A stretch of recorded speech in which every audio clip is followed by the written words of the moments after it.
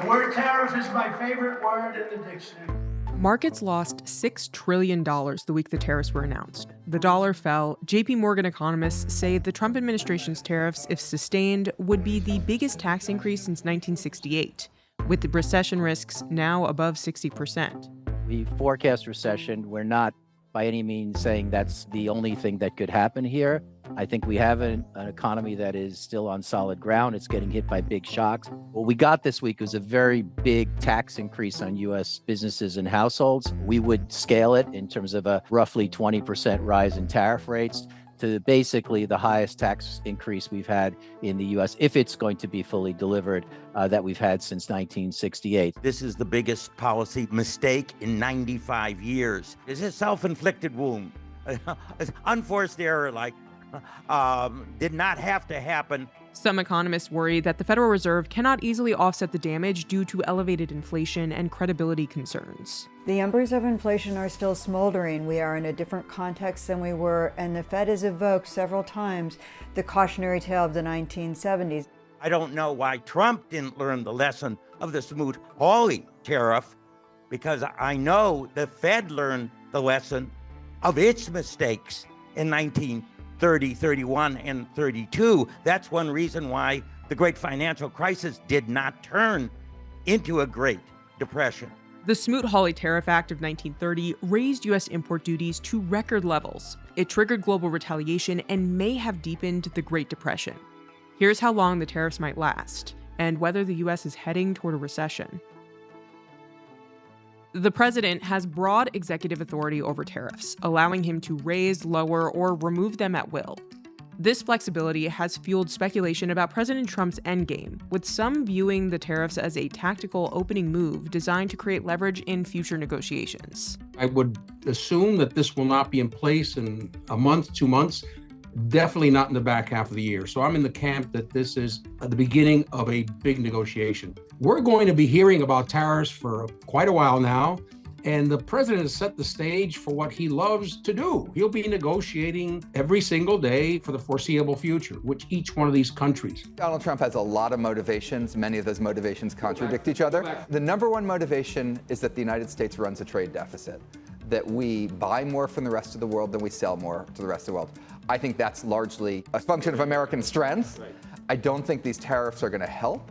And so in that sense, we're still going to have a trade deficit 6 months from now. We're still going to have one 3 years from now. I think some of these go away because they're just so crazy. But I don't think the 10% is going away. We have just so much uncertainty now. Record amounts. How much does this matter? How do these tariffs get resolved? I think they're just so crazy that we're not going to have them 2 months from now. On the other hand, I didn't think we'd have them now, so who knows? There's also a question of how much pain in the stock market the White House is willing to tolerate. It's essentially an economic Armageddon. If these tariffs stayed in place, this is as nervous as I've seen investors going back to COVID March 2020. You have to assume that these tariffs don't hold in their current form. If they hold in their current form, then essentially you have 15 to 20% demand destruction across the board in terms of costs that are actually going to have to come through. The most important thing is for countries to come to us not offering zero tariffs, which is disingenuous because it won't get us anything. What they have to do is tell us they're going to drop all their non-tariff cheating. That takes a little time here, okay? We got a $1.2 trillion deficit. I expect the market to quickly find a bottom. They've made a conclusion that the market is efficient. Hopefully this will be a negotiation of let's get to the table, let's negotiate fair deals. The tariffs were the only thing that got China to the table to negotiate.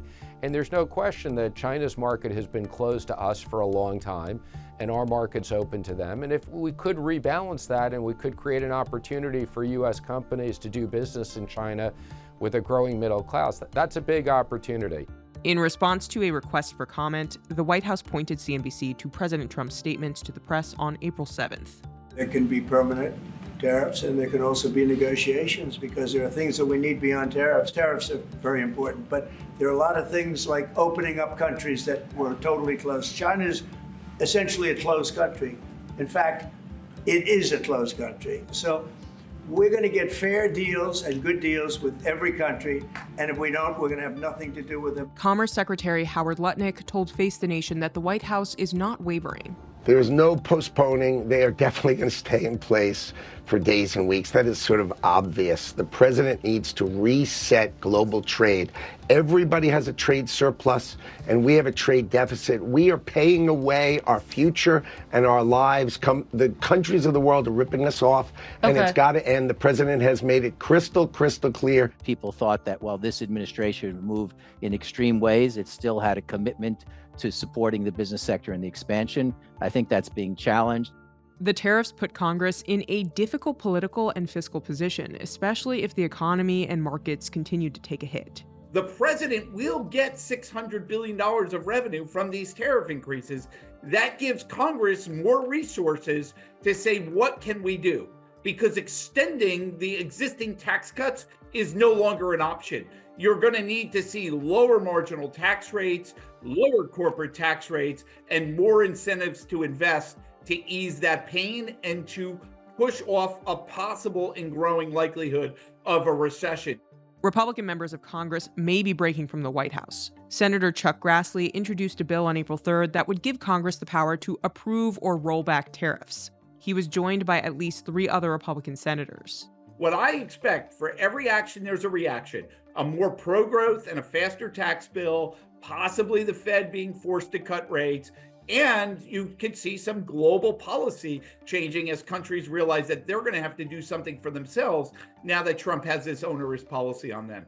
Many major economists now forecast a mild recession in the U.S. if the tariffs stay in place. We actually now have a recession with stagflation, and that's what the Federal Reserve, a mild recession with stagflation. And this is a high watermark in employment. We've seen WARN notices pick up. We think there will be some employment losses due to the tariffs as well. And so we're looking at, retaliatory environment, how much retaliation you put in.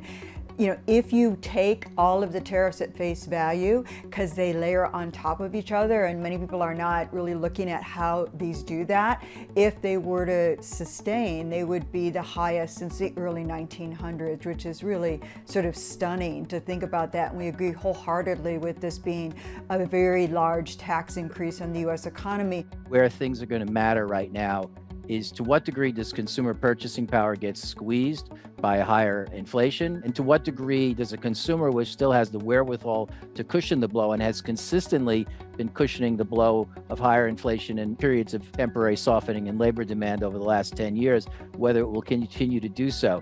We're concerned that that's going to be harder to do in a world in which inflation is high, business sentiment is weakening, and the labor market is softening. But it's by no means clear, by any means 100%, what's going to happen here. The shock of this sort of suddenly, with no pre-negotiations, no congressional input, and that uncertainty, I think, will reverberate for a number of years in the economy, even if, 2 weeks from now, he removes it. Now, if he removes it, we won't have a recession. We'll have a slowdown. Long-term economic plans depending on knowing the regime you are in and the rules of the game and the tax structure you are in. When that's all thrown to uncertainty, it just throws a wet blanket over your decisions.